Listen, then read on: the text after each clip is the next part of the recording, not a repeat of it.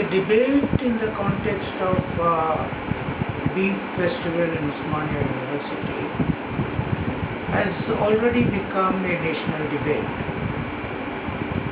Now, in the process of this national debate, several things are happening. One, that in Andhra Pradesh, the left political parties,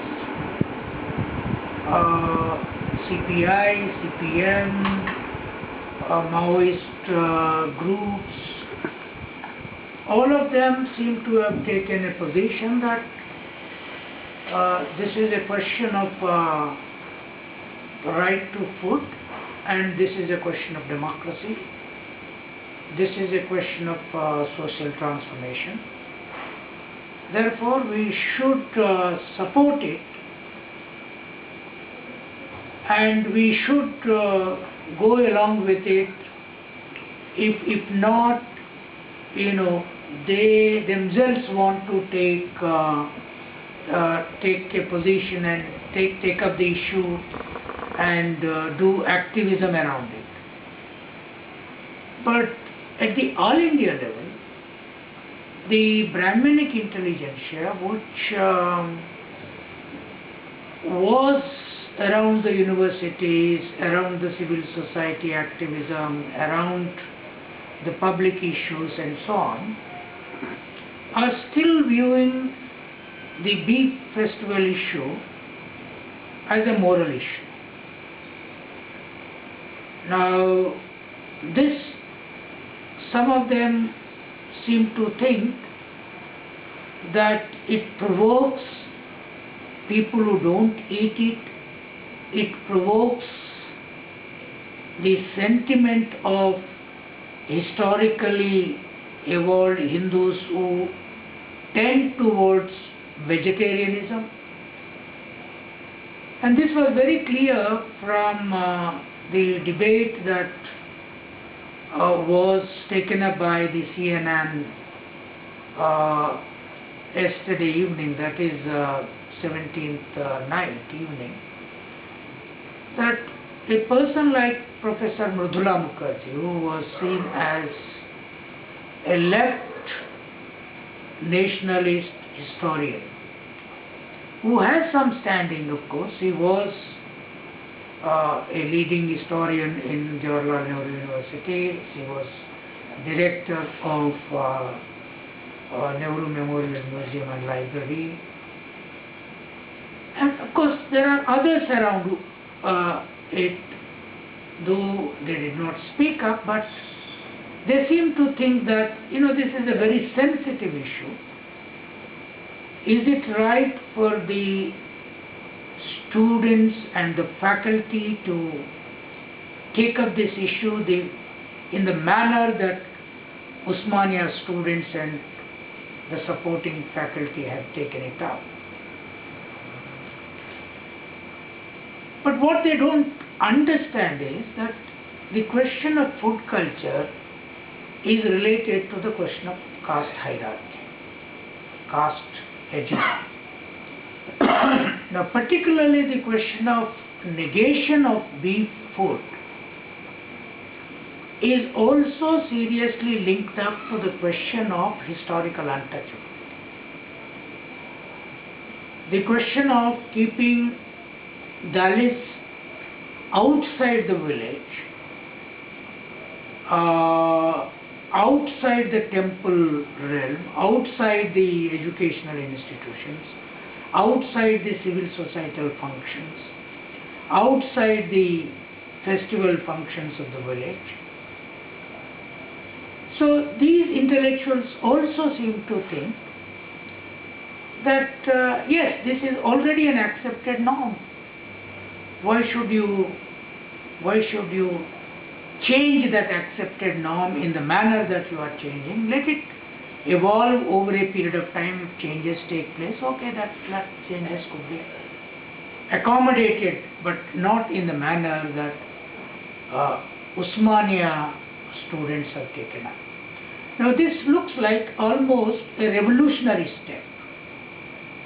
a revolutionary step that completely pricks the consents of the hegemonic community who were dictating terms in many spheres of human life.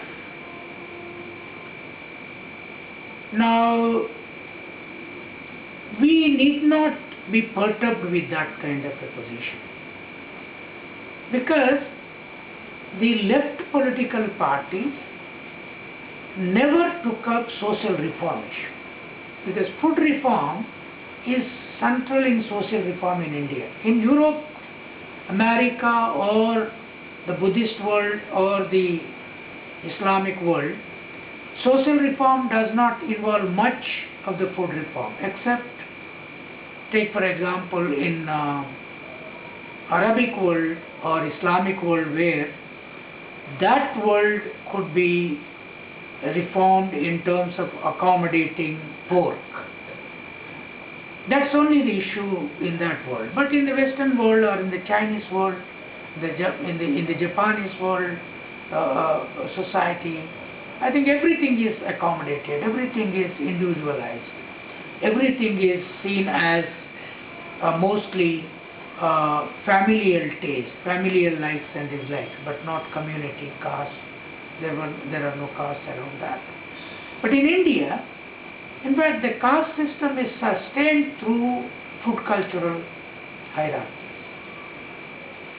Now that is where historians, sociologists, economists define certain foods as polluting foods, certain foods as pure. In that, of course, vegetarianism is pure and non-vegetarianism is impure. Beef is untouchable even, not even impure but untouchable. So what we have done, making this as a kind of protest festival. This festival differs from the Vinayaka Chauthi festival, which is also politicized, which is also imposed on hegemonic form. But that festival was also used as a protest festival at the time of the British, and that was accepted as nationalism. So what we are doing through this is, whether the left accept or the right accept, or the right-wing Hindutva forces resistantly oppose it or fight tooth and nail with it, by pushing this, we are completely revolutionizing the Reformation agenda itself. We are Dalitizing the core consciousness of human beings. Now, in certain pockets, such a Dalitization has already taken place. The best example is Kerala. In Kerala society, except Nambudris, all others eat beef as a normal food item. It is available in all restaurants, it is available in all markets, it is available in all families. So, the average health of Kerala being much better, or child mortality rate being higher, is because of the beef eating also. So, if we can emulate that model and then make, let us say, Andhra Pradesh, the food culture of Andhra Pradesh would be made like the food culture of Kerala, then the transformation of Andhra Pradesh will become much more radical than Kerala, because the movements in other spheres are much more stronger. There is a revolutionary cultural fervor, there is a revolutionary political fervor, and there is a huge Dalit Bahujan new ideological formation. Now this the lefties also operate, because they can sustain their hegemony in religious society through food culture means, by defining it as impure, by defining beef as untouchable, by defining all vegetarian, non-vegetarian foods as godly, divinely unacceptable, God's don't accept that. But what we are doing is, we are pushing first in the society, then that automatically from society will go into divinity. As it happened in the Buddhist world, as it happened more particularly in Christian world and in the Islamic world. Now what we have done is, in the context of the Telangana region, so-called Telangana movement was used for the Hindutva forces expansion.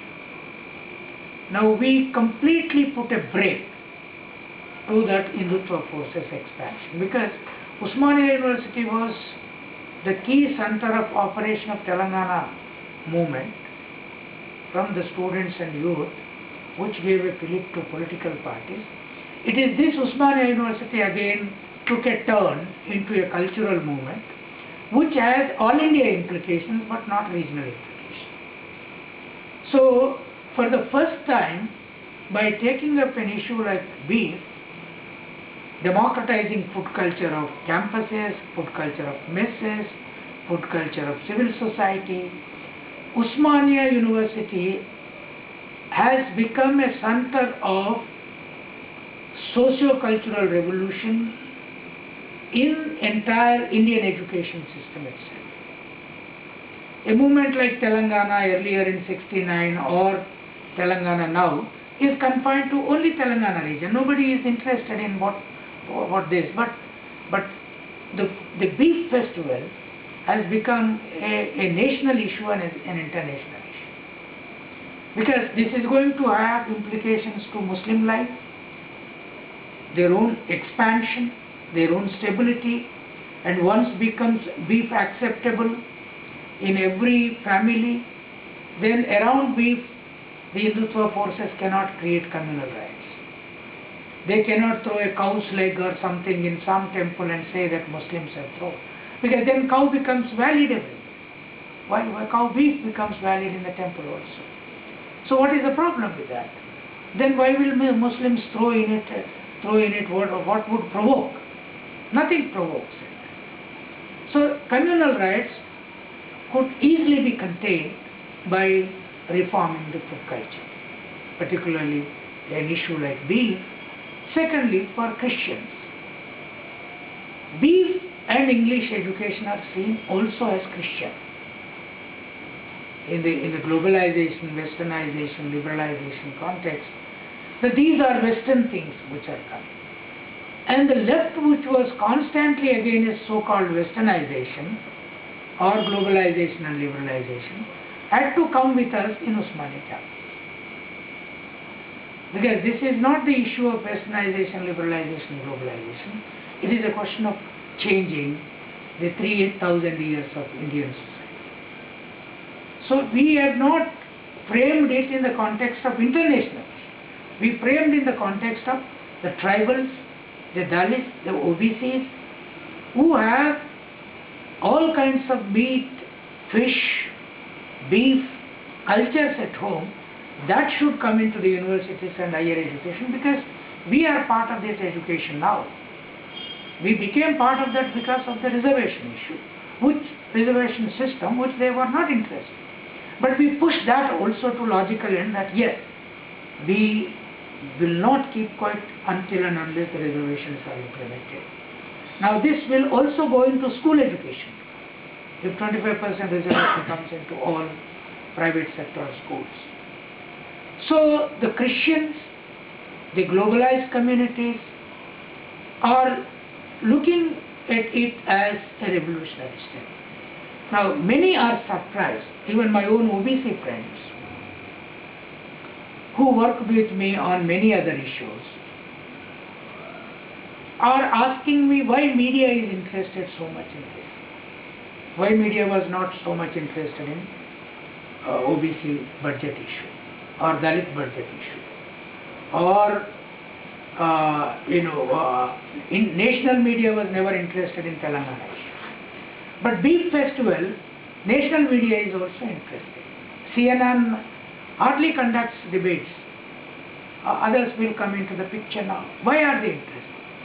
what is important is we have put a major revolutionary transformation agenda before the nation. The beef question is a question of security to Muslims, is a question of security to Christians, is a question of internationalizing Indian civil society. It is not the question of imposition through a globalized agency, but it is a question of the local getting globalized. The SC, ST, OBCs are getting globalized. So why media is interesting? What my friends don't understand is, media today is highly westernized, English media.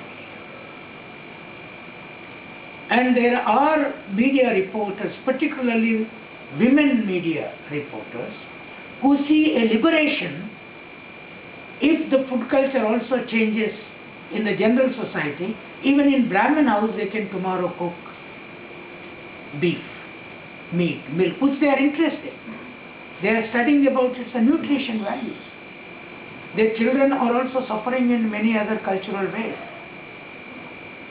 So they think that there is a childhood, childhood tyranny, childhood oppression, childhood fascism in their houses. That childhood fascism in their houses is also challenged, and they can take that into their families. Now, a lot of Brahmin women are interested in this. And today in Deccan Chronicle, one Brahmin wrote a letter saying that I am a Brahmin, I am supporting this because I cook chicken in my house. The other Brahmins don't like it. If they don't like it, let them come and protest in front of my house. What right you have got to deal with my food culture? Similarly, what right we have got to deal with their food culture and stop what they want to eat? Who disturbed whom? Who provoked whom? It is this ABVP, RSS, Vishwa Hindu Parishad who provoked the Dalit food cultural sensitivities. So, and already the state government seems to have asked all vice chancellors whether you can put it in the menu or not. What is the problem if you put it in the menu? So vice chancellors seem to have said that no, right now we can't put it in the menu, but we will see that they all cook this food in their rooms and we will allow them to cook and eat.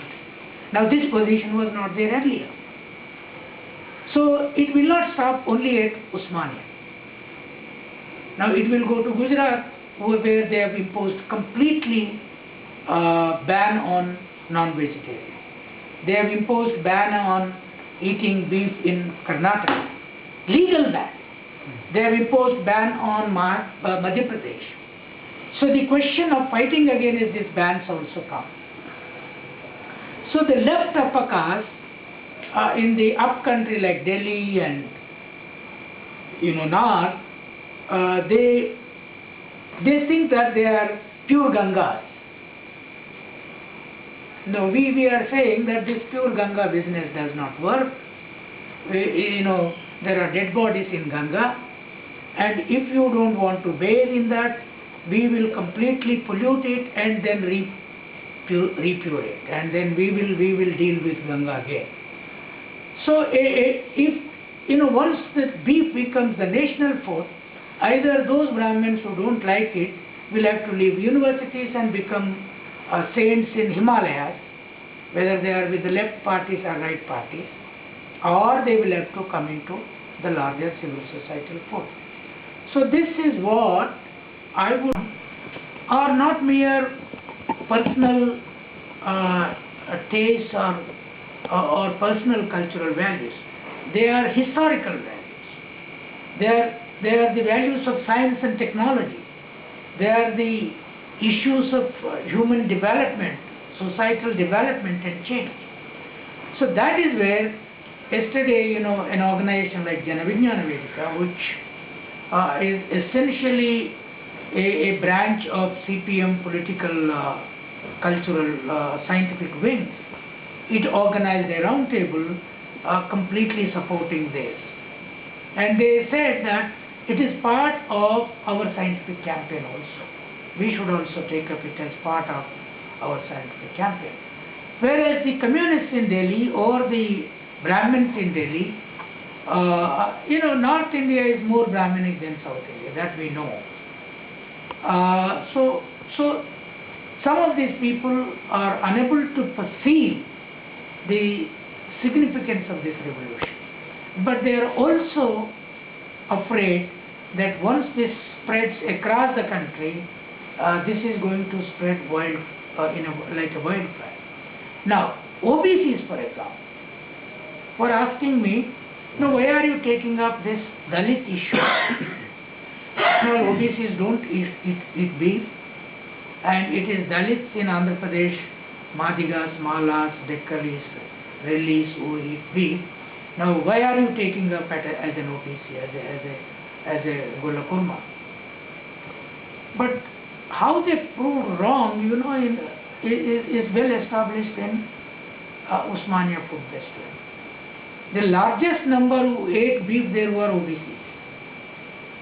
Why did they come? They came because they realized that unless we become part of this cultural revolution, we will be falling short of change. We will be backward. We will not match the run that is taking place. We will not be catching up with it. So, and there is a radical mind.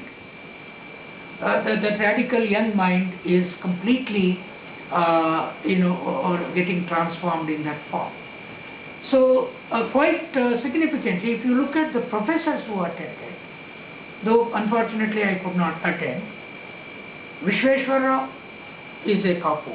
His wife is a Gauda woman. Simadri. Or Vinod, of course, is a Dalit Madiga. So, Aloysius. And Aloysius is an OBC. So, people who came from different places. Venugopal Brahman. Venugopal who came from the Virasam background, a Brahmin. So why all these people suddenly came into this? And I am told, other CPM leaders also, women leaders were also asking that why they did not inform us. And Ramulu, who is a CPM state committee member, although he is a Dalit, who believes that you should take number of people with you, whichever is the movement that you are carrying on. But he was also part of it. Now why is this happening? Why OBCs are into it? OBCs need to be into it because if they are not into this cultural revolution, even in political transformation, they will remain backward. So already in the religious transformation, they are backward. The Dalits are becoming Buddhists, Christians, and they have much better negotiation with Muslims. Muslims always talk about Dalit-Muslim friendship now. Dalit-Christian question is coming up, Dalit-Muslim question is coming up. So in this, OBCs are already in the dock. Now to break that dock situation, OBCs need to participate in it. Now that is where I have been appealing to OBC communities that you have been following the Brahmins for a long time. The Barbars adopted a name like Nai Brahmin. There are Kumaris said that we are Shatavahanas, we are Kshatriyas. Golas Kurma said that we are Yadavas and we are Krishna dynasty people. This is a Brahminization process. But now what we are doing is Dalitization. Turn to the other. Turn to your holistic food. Turn to beef. Turn to become proud of your meat, milk and sheep, goat, everything that you do. Turn to the culture of production. Turn to the respectability of shoemaking, pot making, tilling the land, shepherding. So we are reversing the whole process. Now that is appealing to them. This does not mean there are no silent spectators or there are no large number of opponents. In a person like Hanmant Rao, a Congress leader, who is an OBC, that is Munur Kapu, who are basically next to Reddys, who don't have social reform agenda in their community at all. I think Vishweshwar is the most popular social reformer among them now. He has gone to the governor here and there, but he doesn't know that Rahul Gandhi and Sonia Gandhi are defeated.